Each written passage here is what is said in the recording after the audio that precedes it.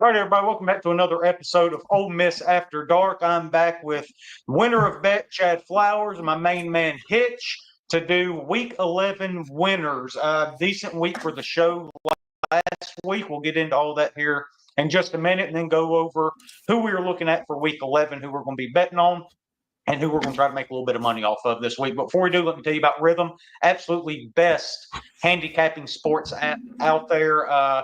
You can go download them, RITHMM, at the Google Play or Apple Store. And when you sign up, get 7 days free. Build your own models, copy models that are performing well. And, you know, college basketball just now tipped off as well.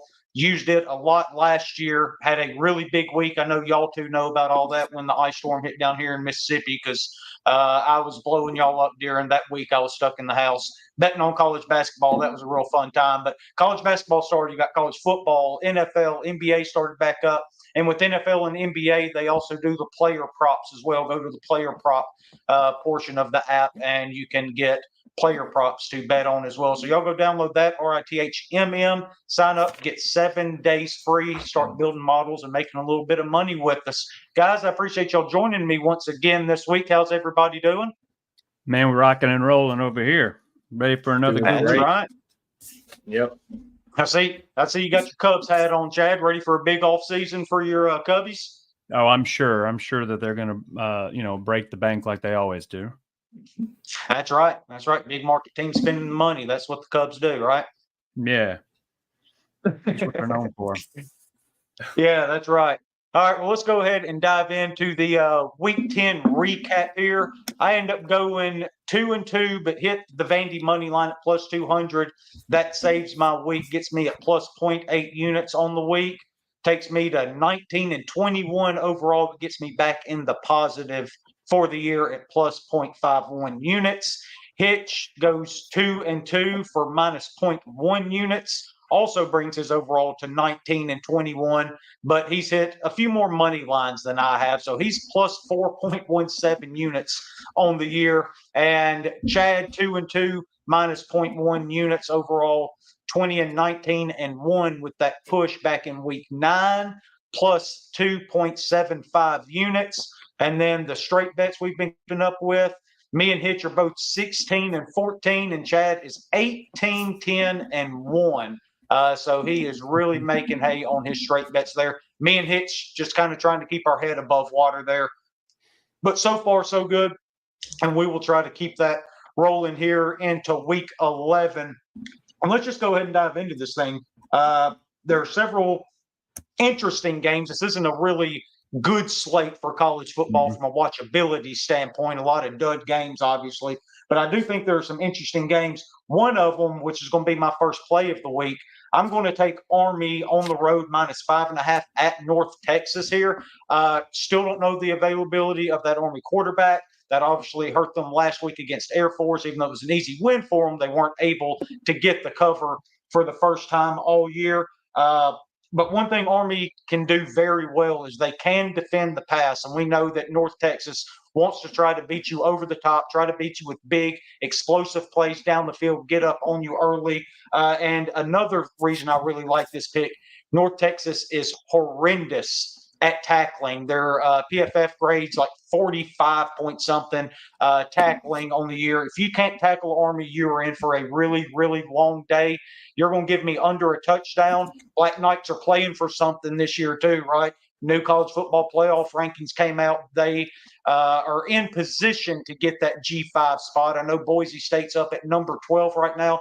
But if Boise State ends up getting into that top 11 to where they don't have to be the automatic G5 qualifier, that's when Army can then sneak into the playoffs as a G5 representative, and we can have 2 group of 5 teams here. So a lot to play for Army. They should be very motivated. So under a touchdown, give me the Black Knights at minus 5.5. Yeah, as long as you got to assume also with that discipline that Army has, they're going to create a bunch of turnovers for a North Texas team that likes to turn the ball over. So, yeah, I think that's pretty solid, especially when you consider what Army's been doing, and they're on a mission, right? They have a goal. It's not just playing Navy; it's going far beyond playing into the winter. So, yeah, I like that a lot. Yeah. Yeah. Yeah, I mean, I like that, especially if the quarterback plays. Obviously, that was a big letdown last week in that line that seemed a little small for Army, but I guess we figured out why. But we'll stay with this game. My first pick.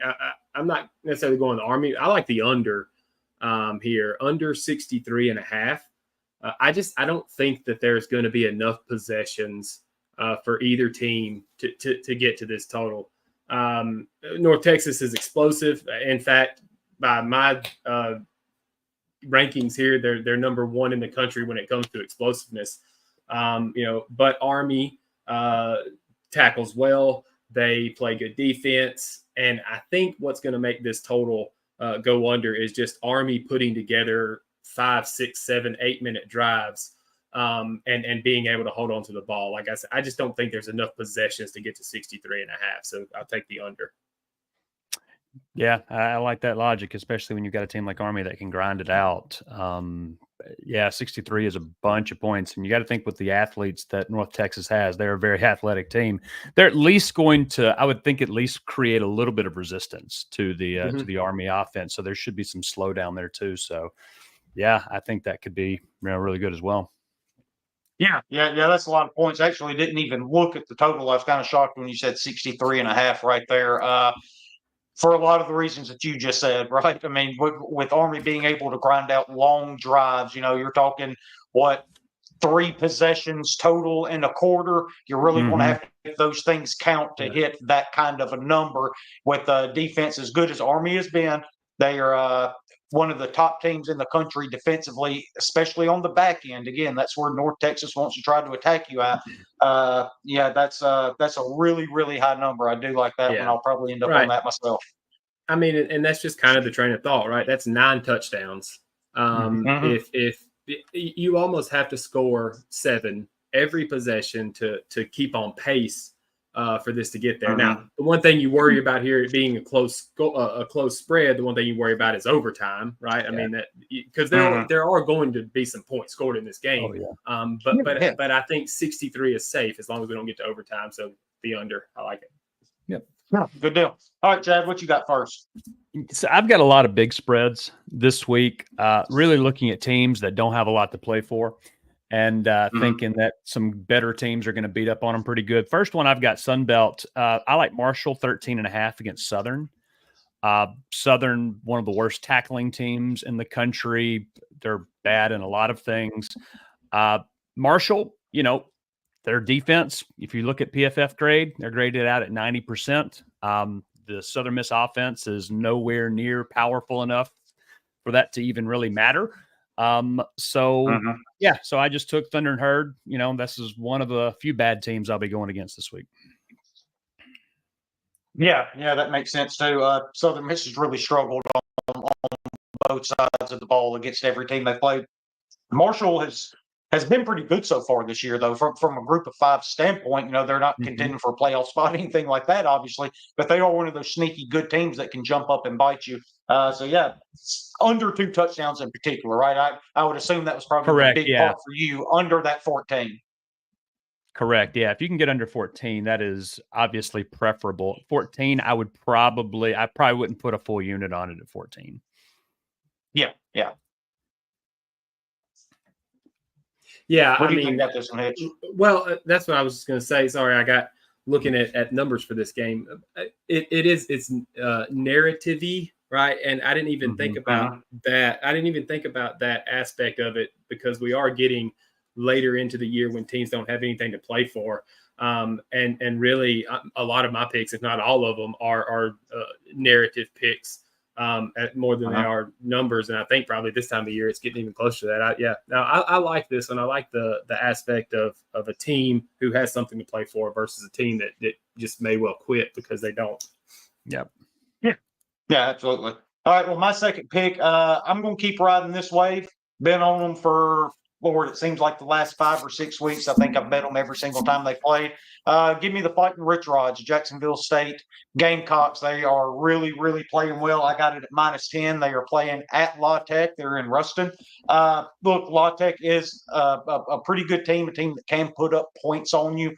But the way that Jacksonville State's playing since they changed quarterbacks, Huff, he can throw it, he can run it. They've really got something working on the ground. I think they've run for over 350 yards ever since they've put him or made that switch there at quarterback. Offense has really been clicking on all cylinders, been running the hell out of the ball, putting up a ton of points. Defense has played pretty well, particularly up front. I'm not really sure what the numbers say, quite frankly, over that period of time, but I know I've watched every single game, and I come away every single time thinking, they're not the biggest, they're not the most athletic, but man, they are physical up front. They will try to beat the hell out of you at the line of scrimmage, and if they can get a little bit of pressure on La Tech, particularly if they're able to build a lead, if this offense is able to jump out to a 14-point lead early and make La Tech try to play catch up here. I really like what Jacksonville State can do, because no matter if they're behind or ahead, they're going to sit there and run the ball, and they are so damn efficient at it. So I will take the Gamecocks -10 here on the road. Yeah, I trust you with anything Rich Rod. So if you say that they're the play this week, I have no reason not to believe you. You're tapped into that locker room, that's for sure. That's right. Yeah, man. You said you've been on the past 4 or 5 weeks. I thought, well, this goes back to last year, right? I was gonna say I've been writing I write Jack State down every week just automatically. Sometimes I have to mark it out. No, yeah, I mean, you are right. This team at the beginning of the year was not fun to watch. They were not fun to bet on because they were a disaster. But since that change at quarterback, it does seem like they have been locked in and playing very well. So yeah, I mean, good pick. Yeah. All right, Hitch, what's your second one? I was just about to do Vanderbilt versus South Carolina because they're getting 3 points at home. But the more I think about that one, the more I think I like, this is going to sound weird, I like Duke going on the road, getting 3 points at NC State. I mean, Duke did get beat last week at Miami. They were in that game up until, I don't know, like 8 or 9 minutes left to go. It was like 31-28 or something, and Miami went crazy. But every game that Duke's lost, right? I mean, going into that game, they had 2 losses at Georgia Tech and then SMU. They've been in every game that they've played. And their defense, it's because their defense keeps them in everything. I think the offense does enough to get them by. And so I think that continues this week, because when I look at North Carolina State's schedule and who they've played, right, they've beat Cal, they've beat Stanford, they've lost to Wake Forest. It seems like anytime they play a team of caliber like Tennessee or Clemson, and I'm not saying Duke is this caliber of team, but any team that can field a team on the defensive side, that can slow this North Carolina State offense down just a little bit, it feels like they struggle. And so give me Duke, because that defense can handle that. Give me Duke +3 on the road. Yeah, I said it last week. I'm surprised at how well Manny Diaz has done. You look at the last few stops, right? He's not been impressive, in his last few coaching gigs, but, and he even wasn't great at, in some of his DC stops. He's been kind of a journeyman, it felt like. So I've been surprised to see how well they played, especially when you consider they lose Riley Leonard, they lose Elko to Texas A&M.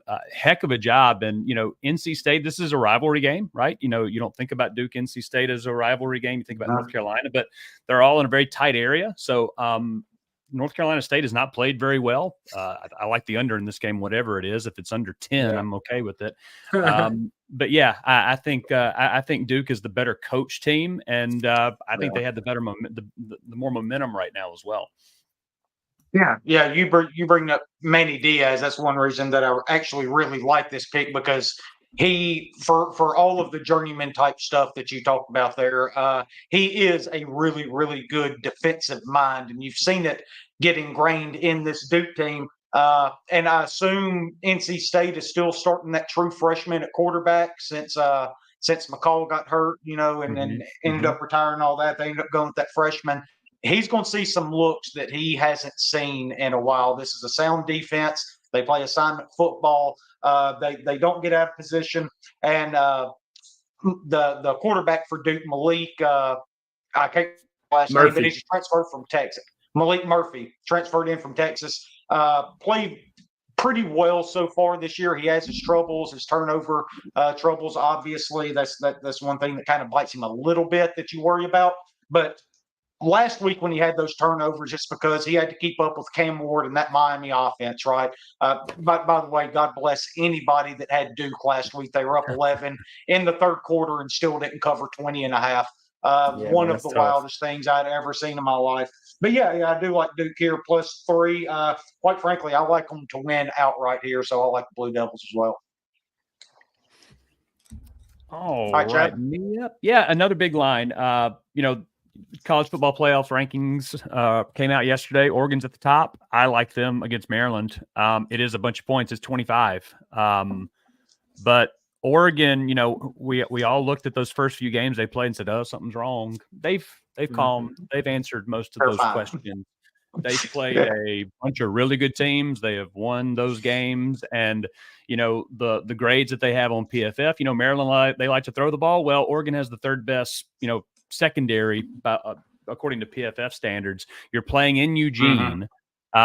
Maryland, they are very Jekyll and Hyde. They can come up and light up a scoreboard, but they can also do it for the opposing defense as well. They can get real careless with the ball. So I'm going to trust Lanning and the Ducks laying a big number, but I don't think Maryland's they've got the horses. Yeah. Shout out to Dan Lanning and Oregon doing the Lord's work last weekend and not taking a knee with 30-something seconds left there at the 2-yard line and going ahead and running that touchdown in the cover 14 and a half at the big house there. Great job there by them. I was excited to see that, obviously. But yeah, Oregon, kind of like you said, Chad, I think we even talked on the show after the first couple of weeks of, hey, something's not right here. Something's wrong in Oregon. Is Dylan Gabriel really fitting there? And, man, they have been just a rolling ball of butcher knives ever since. Look like the best team in the country. I wouldn't want to play them right now.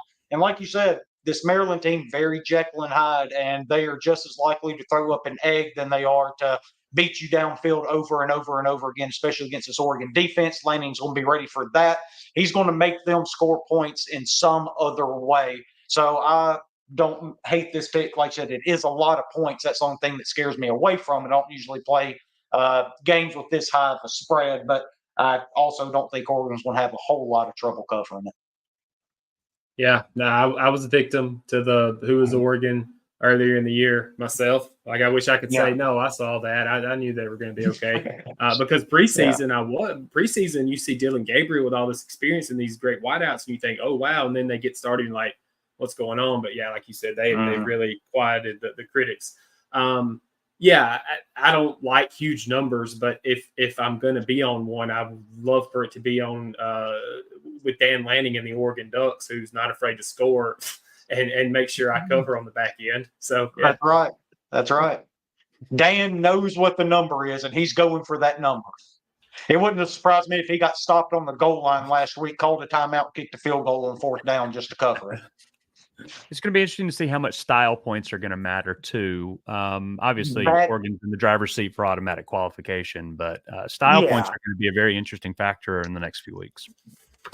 And just kind of on that real quick, Chad, I think that's the most interesting part of this year with the college football playoff rankings, seeing how they rank teams, what they actually take into consideration. Yeah, we've had, the college football playoff rankings for the last 10 years or whatever it's been since we went to that 14 thing.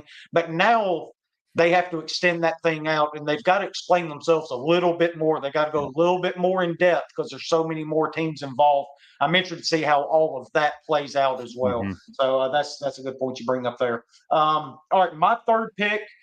These are two teams battling for one of those at-large bids in the college football playoffs. Alabama's traveling to Baton Rouge to take on the Tigers at night in Death Valley. LSU is +3 in this game. And I'm a believer in Garrett Nussmeier. I think he is one of the top 2 or 3 quarterbacks in the SEC. I would probably put him 2 behind Jackson Dart. No bias there whatsoever. But look, this, as we know, is a very, very tough place to play. Baton Rouge at night. big game, big stakes. Both teams have their backs against the wall. This is a first-round playoff game for each one of these teams. They know if they lose, their season's over. And then you can start playing that narrative starting next week with the loser of who's still checked in, right? Who's going to opt out, who's thinking about the future, whatever the case may be. But right now you're going to get two teams that are locked in, really playing their best football. And I'm going to take the Tigers +3 here at home in Death Valley here. I just think LSU is going to be able to outscore Alabama. The Alabama defense, obviously not up to standards that we've seen the last several years. And Nussmeier, in a very short sample size, seems to arise to the occasion in these types of moments, especially at home. So I will ride with the Tigers here +3. It's going to be really interesting to see what a post-Saban team looks like in a very hostile atmosphere like this, right? So they lose in Vanderbilt, huge upset, right? But think about the atmosphere they're going into now.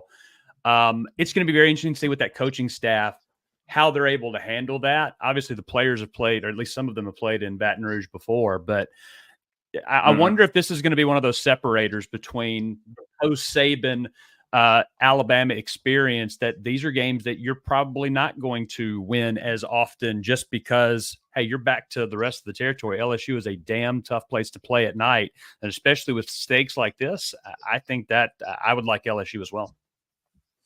Yeah, I'm curious. I don't know if either one of y'all know. I guess I could look it up, but being both in the SEC West for so long, obviously they've played a lot. I'm curious as to what Alabama's record in Death Valley at night is over the past X amount of years, whatever.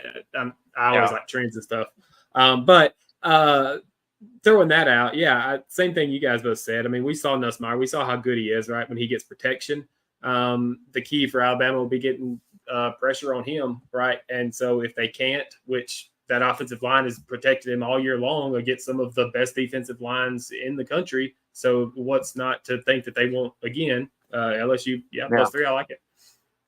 All right, very good. All right, what's your third pick, Hitch?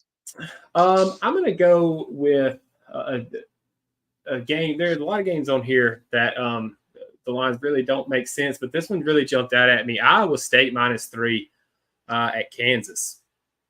Right. When I saw it, I thought, wow, that's strange. And then you look at it. I mean, you got Iowa State. Yeah, they lose last week at Texas Tech. But throughout the year, right, they've been pretty good against everybody else. Week 2 they go and they beat Iowa at Iowa, who's proven to be a much better offensive team they were last year. Their defense is just as good. They've beaten Baylor. They've gone to West Virginia and won. They've beat UCF. Right. So I think that Iowa State is going in the right direction, whereas Kansas State, when you look at them, I mean, they're a 2-win team. This line just doesn't make sense. I think Iowa State goes in there and wins handily against a Kansas team that I don't know is playing for much. And Jalen Daniels may be playing for draft stock, or he may be playing to stay healthy. Who knows? It just seems like, following the Chad narrative, Iowa State's playing for a lot. Kansas State's not playing for much. Give me a very good Iowa State team that I don't think a lot of people are talking about. They're very good. So give me Iowa State -3. It's going to be a good coaching matchup between these two teams. Matt Campbell's I'm surprised he's still at Iowa State, frankly. But, it's going to be interesting to see how they bounce back.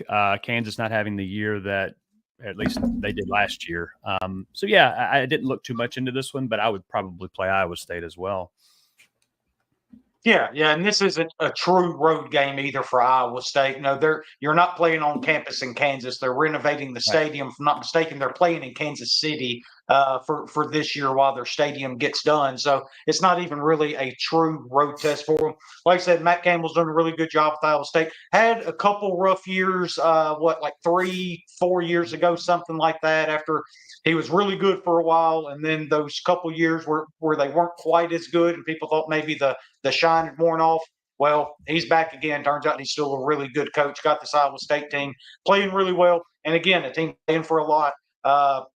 Ended up in the top 15 or 20 in the first college football playoff rankings.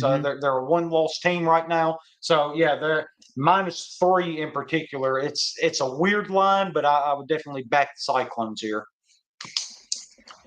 All right, Chad, what's your third one? My last one, actually the biggest spread of my 3. I like Notre Dame against Florida State, 25 and a hook. We talk style points. If there's a team that's going to need them, it would be the Irish.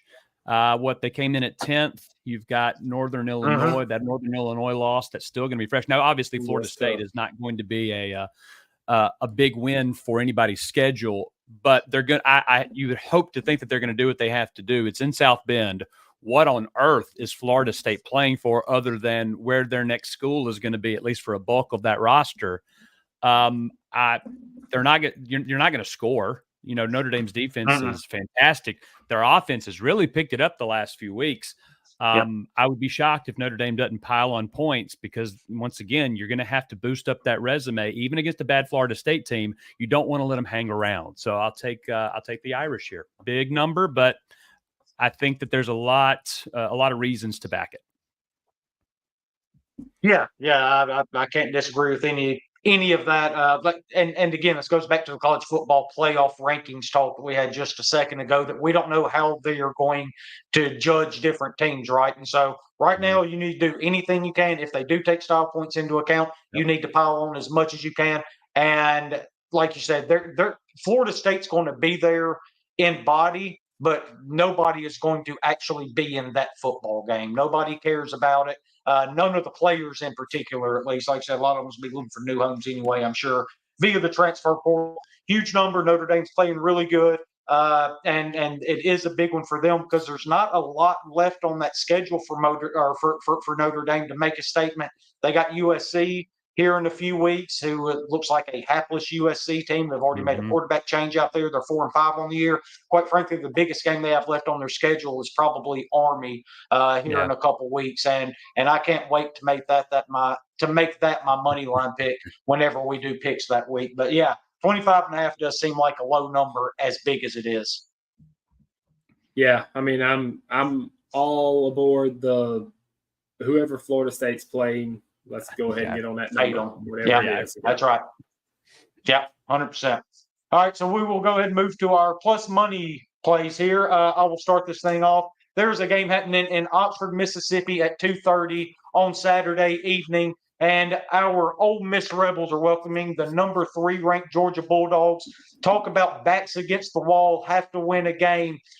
If there was ever a narrative play, which I think there's more to it than that for Ole Miss, but if you don't win this one, season's over with. It's done. You're not going to the playoffs, and it's a complete failure. If you want to sit there and pump sunshine and try to talk fans into, 9-3 is still pretty good. How many 9-3 seasons have you had? Well, I've had a few, and this was supposed to be one of them. Damn it! So you need to go in. You need to win this game. Ole Miss plus 125. Defensive line eats, forces 3 interceptions by Carson Beck.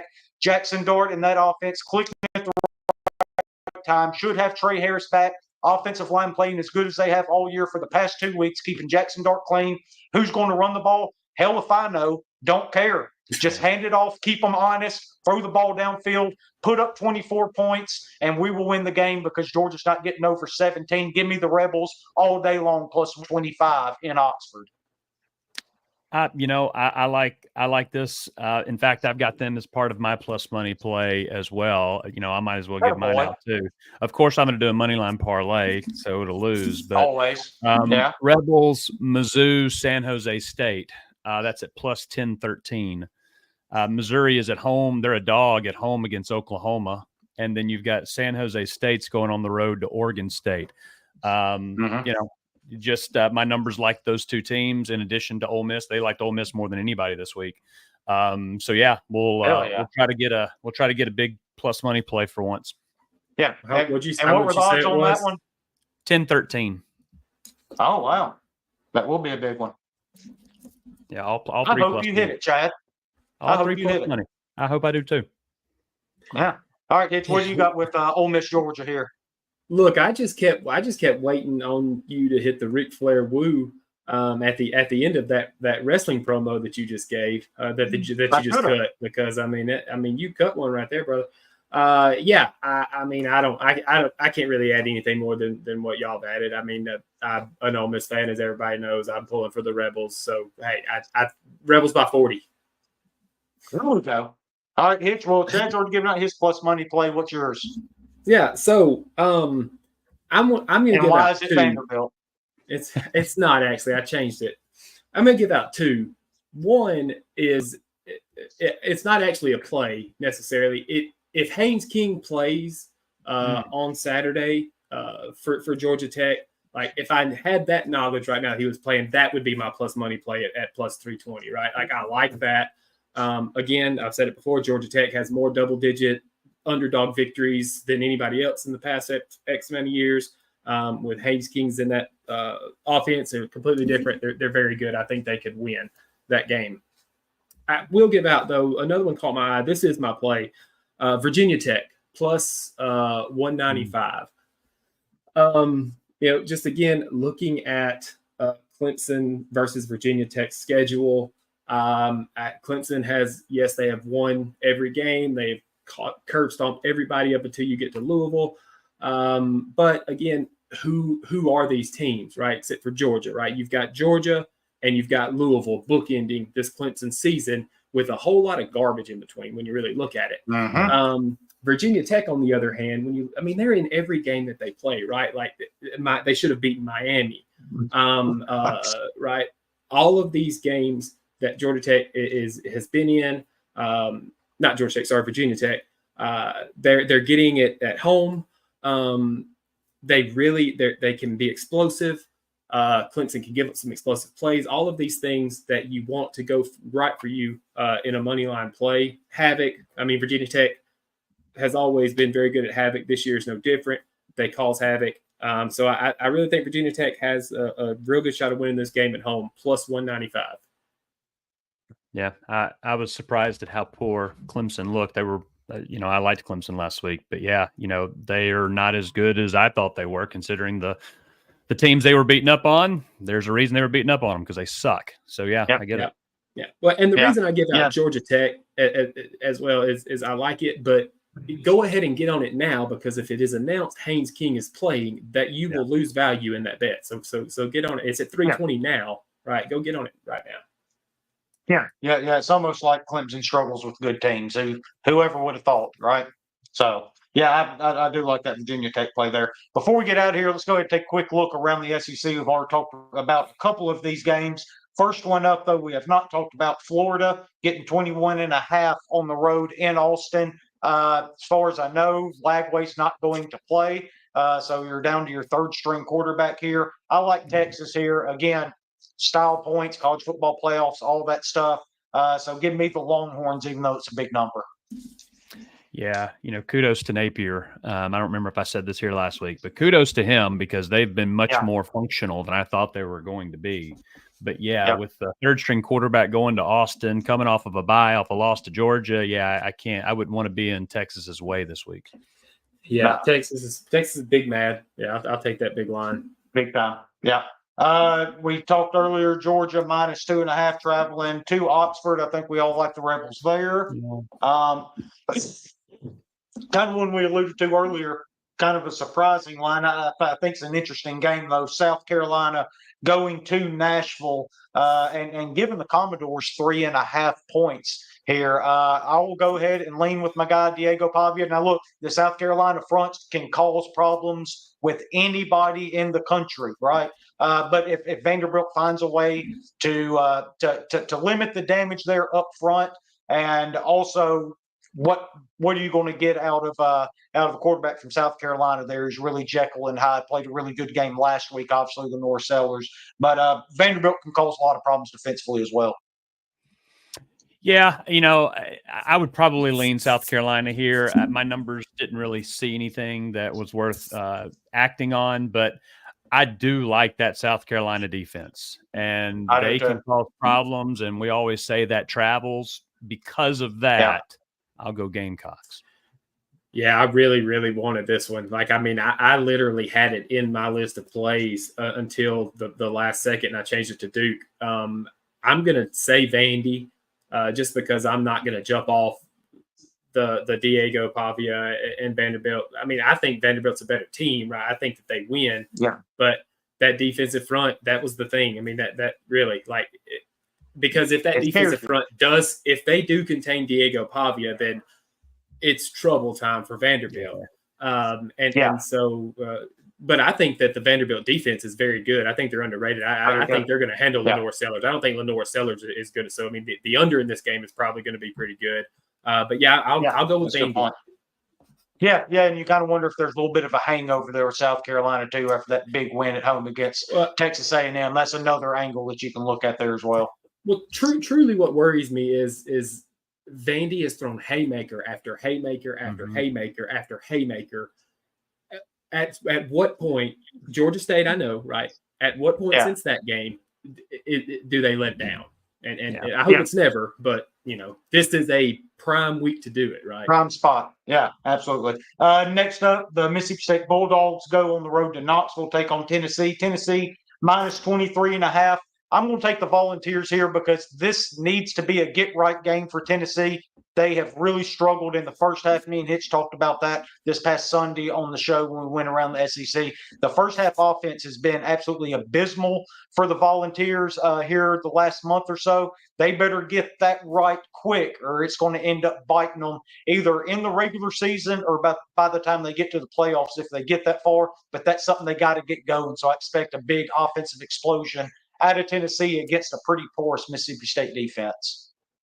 Yeah, I can't get to Mississippi State with this number. I couldn't back them. Going to Knoxville. You talk about teams with little to play for. Yeah, Levy's still trying to prove that his system works, but Tennessee's got to have this, like you said, and I see no reason for them not to just pile up points. Yeah. I was afraid you were going to see it last week with that UMass game, right? That it got to a point where State had played tight with Georgia, played tight with Texas, and then kind of a letdown. And not that this would be a letdown for them to not cover here, but I think it just kind of compounds that, right? If they get down 10-0 against Tennessee, there's no fighting it back to take the lead and stay in the game. If they get down 10-0 at Tennessee in the first quarter, then it might as well be 87-0, right? And so Tennessee will just keep piling on points. Yeah, absolutely. We've already talked about Alabama, LSU. I think we all like the Tigers there. Last one will be Oklahoma at Missouri. Chad's already said that Missouri is in his money line parlay, so I'm assuming that he likes the Tigers +3. I don't know what to do with it because I don't know the quarterback situation for Missouri. If you told me Cook played, then I'm fine with it there. But if it's Pine again, that offense is absolutely abysmal for the Tigers. But I will go ahead and take Mizzou +3 because I've seen this Oklahoma team over and over and over again and how inept they are offensively. So with that being said, I'll go ahead and take the team that's actually getting points. But I feel a lot better about it if Cook plays. I'll take Mizzou because Chad takes Mizzou. Thank you, buddy. Okay. All right. Looks like we only disagreed on one game this week. That's pretty unusual. South Carolina and Vanderbilt. Let's go Doors. We'll go ahead and wrap it up there, guys, and we'll be back with y'all once again next Wednesday at 6 p.m. like we always are Central Standard Time. And we will go over our Week 11 picks, see how we did. Before we go, though, make sure to go to Shopify and support the show there. Get all your Ole Miss After Dark merchandise and some Mississippi-made products as well. omafterdark.myshopify.com. You can get shirts, hats, pajama pants, sweatshirts. They're the weather's starting to turn a little bit now.